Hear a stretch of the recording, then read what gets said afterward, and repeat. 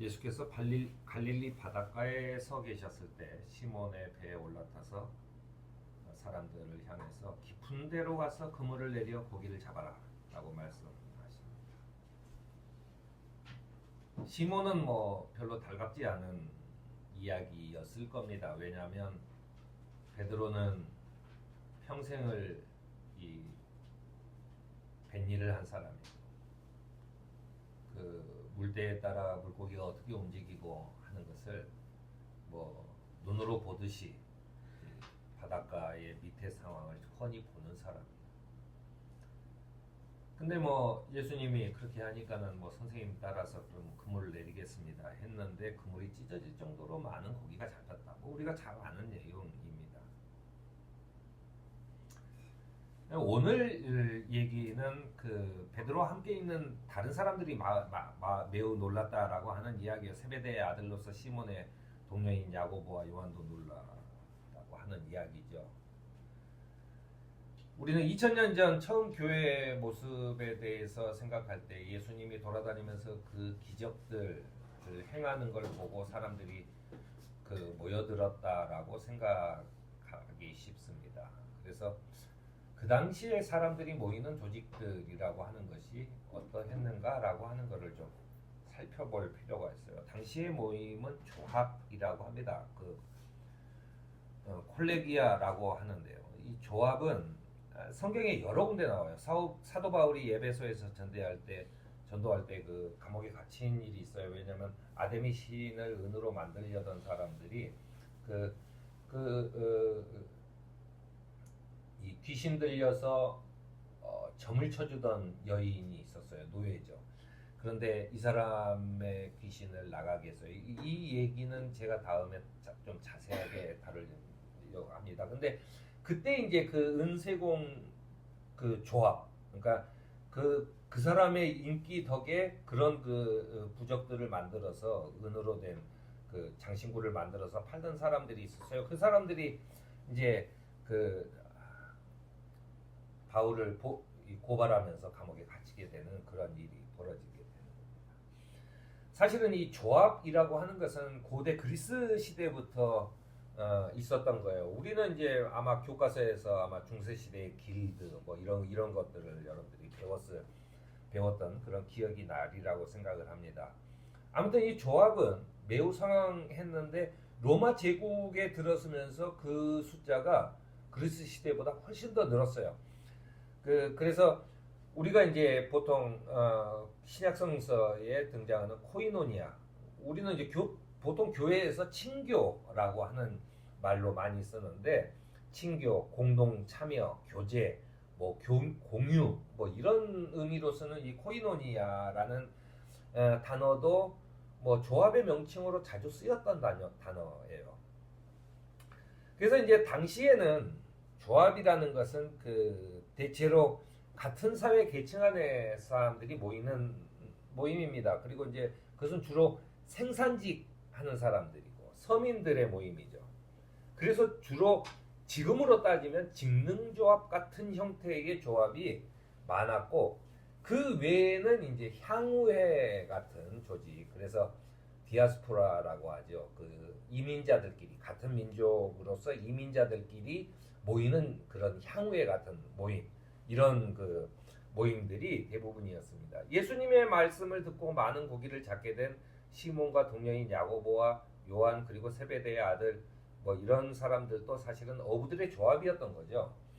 그 어부들끼리 모이는 자기네들의 그 이익 집단, 그러니까 조합이었던 겁니다. 그러니까 그 사람들이 다 같이 보고 깜짝 놀란 거죠. 아니 그 물고기가 잡힐 때가 아닌데 이렇게 잡혔다고라고 하는 그런 이야기입니다. 그래서 이제 그 초대교회도 그런 조합과 같은 모임으로 모이지 않았는가라고 하는데 이 처음 교회는 조합하고는 좀 달랐어요. 왜냐하면 조합은 같은 부류의 사람들이 하는 일이 같거나 아니면 고향이 같거나 이런 사람들이 모였는데 교회는 경제적으로나 인종적인 차이 그리고 사회적인 차이를 넘어서는 공동체를 표방했다는 것입니다. 그러니까 조합의 입장에서 보면 이들이 모일 이유가 하나도 없는 거예요. 사도 바울은 교회 모임에 대해서 이렇게 얘기합니다. 유대 사람도 그리스 사람도 없고 종도 자유인도 없고 남자와 여자도 없다라고 하는 얘기죠. 제가 이제 이 당시 여성에 관한 이야기도 제가 좀 나중에 자세하게 드릴 예정입니다. 이게 이제 제가 교회에 관해서 우리가 이제 새 교회를 맞이하면서 교회가 뭔가, 교회는 어떤 걸 추구해야 되는가라고 하는 것을 계속 제가 설교로 얘기하고 있는데, 당시에는 이제 조합하고는 달라요. 이 조합하고 다르다는 얘기를 자꾸 하니까 요즘에는 교회를 조합처럼 꾸리려고 하는 시도들이 많아요. 또 그렇게 하는 사람들. 하지만 그 조합하고는 다르다는 얘기입니다. 이 당시의 조합이라는 것은 자발적인 모임이지만 조직을 운영하기 위한 이 조직이 있고 회비도 있고 또 벌금 제도도 있고 그래요. 그래야 조직이 유지가 되겠죠. 근데 처음 교회는 예수님이 말씀하신 오른손이 하는 일은 왼손이 모르게 해서 네 자선의 일을 숨겨라라고 하듯이 그 가르침대로 이 당시의 교회는 그냥 사람들이 내는 자발적인 헌금으로 운영을 했어요. 자발적인 헌금으로 운영을 하기 때문에 당시 2000년 전 사람들이 봤을 때는 내가 헌금을 안 해도 티도 안 나고 아무것도 안 한 거죠. 이제 이런 거를 하는 사람들, 그런 걸 이용하는 사람들 때문에 사실은 이제 사도 바울은 일하기 싫은 사람은 먹지도 말아라라고 하는 그런 얘기를 권고하기도 했던 겁니다. 어쨌든 조합이 같은 처지에 있는 사람들의 이익을 추구하는 모임이었다면 교회는 강한 윤리적인 가치를 지향하는 공동체였어요. 그러니까 당시로서는 그 윤리적인 가치를 지향하는 그런 공동체가 굳이 그리고 그것이 그렇게 흥하나라고 하는 생각을 가졌지만 그들은 어쨌든 하느님의 뜻을 분별하는 합리적인 사고력, 이걸 중요시했습니다. 이게 하나님의 뜻일 거야. 이게 하나님의 뜻이야. 라고 하는 것을 알아내려고 하는 것이 굉장히 강했다라고 하는 겁니다. 그래서 이제 조합처럼 운영하려고 하는 사람들을 향해서 바울은 조합에 대해서 굉장히 안 좋은 이야기를 해요. 빌립보서 3장 19절에 그들의 마지막은 멸망입니다. 그들의 배를 자기네 하느님으로 삼고 자기네의 수치를 영광으로 삼고 땅의 것만 생각한다 라고 얘기하면서 그 조합으로 가는 것 자체를 굉장히 경계하고 그리스도인 공동체는 다르다고 이렇게 얘기합니다. 그래서 그리스도인의 공동체는 그리스도께서 구원자이시며 세상의 통치자라는 세계관 속에 충실한 삶이에요. 그런 점에서 그리스도인들은 윤리적인 삶, 그 다음에 그리스도 교회의 세계관, 여기에 집중하는 모임이었다라고 얘기합니다. 또한 이제 자발적인 모임은 우리가 이제 조합이나 다 마찬가지. 조합은 지역의 한정이 되죠. 그 지역 사람들이지 조합끼리의 연합체 같은 것은 아직 조직되지 않은 상태에 있는데 당시에 그리스도 교회는 굉장히 지역을 초월한 곳이었어요. 그것은 처음에 선교 운동이 지역을 초월해서 여행하면서 복음을 전하는 사도들이 있었고 또 여행하는 그리스도인들을 처음 본 사람인데도 내가 누구요? 라고 하면은 그를 형제 자매라는 이유만으로 재워주고 먹여주고 하면서 여행비를 대주고 하는 그런 일들이 있었습니다. 그러니까는 우리가 빌립보서나 무슨 고린도 전서나 이런 조린도서나 이런 것들을 보면 항상 바울은 멀리 있는 교회와 교인들에게 안부를 전하는 일로 먼저 시작을 해요.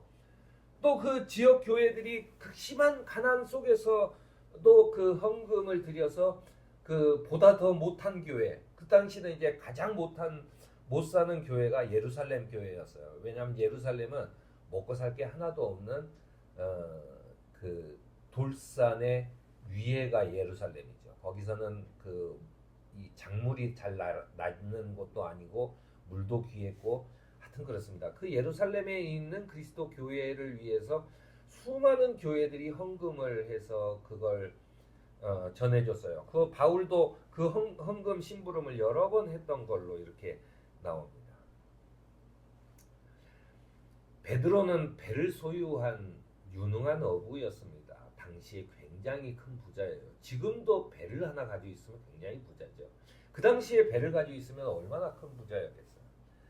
그리고 그 어부들의 조합인 든든한 조직 속에 있었고 그 조직에서 상당히 우두머리 같은 그런 역할을 했을 거예요. 그런데 예수를 만나 많은 물고기를 잡으면서 자기 인생이 바뀝니다. 왜냐하면 자기는 예상하지 못했던 곳에서 그물이 잡혀. 내가 평생 물고기 잡는 거에는 내가 적어도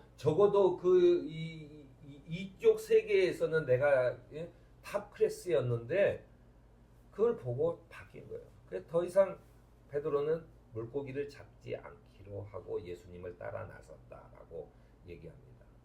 그 말은 오늘의 이야기에 덧붙이자면 세상의 조합을 버리고 그리스도의 교회로 들어갔다라고 하는 거예요.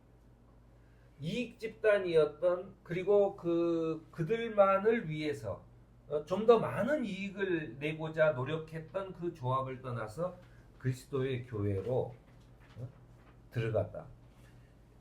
그 당시 갈릴리의 최고의 부자의 그 자리에서 가난한 사람들의 삶과 같이 들어갔다라고 하는 것이 베드로의 가장 큰 그 기적이죠. 사람을 낚는 어부가 되기로 했다라고 하는 이야기입니다. 처음 교회가 사회의 다른 조직들과는 다르게 벽이 없는 그런 공동체를 이룰 수 있었던 것은 그 목적이 그리스도교의 신앙을 지키려고 했기 때문이에요. 그 당시에 있었던 많은 조합들, 많은 모임들은 그들만의 이익을 지키려고 모였지만 그리스도의 교회는 그들만의 이익을 버리고 그리스도교의 신앙을 지키려고 했다라고 하는 것. 바로 그것이 초대교회의 가장 큰 특징입니다. 하느님의 부르심을 받은 우리 공동체도 우리 속에서 주신 소명을 잘 감당하며 살아가는 저와 여러분이 되기를 바랍니다.